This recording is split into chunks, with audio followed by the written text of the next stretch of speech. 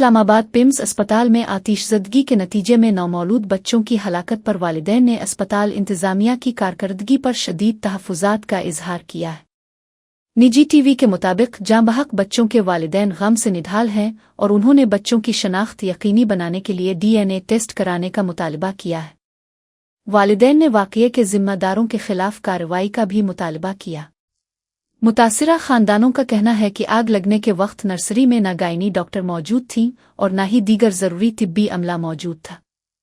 वालिदैन ने यह दावा भी किया कि एनआईसीयू का दरवाज़ा बंद था, जिसके बाइस इमदादी कार्रवाई में मुश्किलात पेश आए।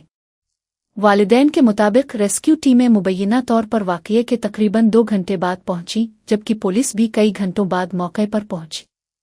मुतासरा वालिदैन ने मज़ीद इल्ज़ाम आयद किया कि आग भड़कने के वक्त इंक्यूबेशन सेंटर में भी मुतल्लिका अमला मौजूद नहीं था। उन्होंने मुतालबा किया कि वाक़ये की शफ़ाफ़ तहक़ीक़ात करके हक़ाइक़ सामने लाए जाएं और अगर किसी की गफलत साबित हो तो ज़िम्मेदारों के खिलाफ सख्त कार्रवाई की जाए।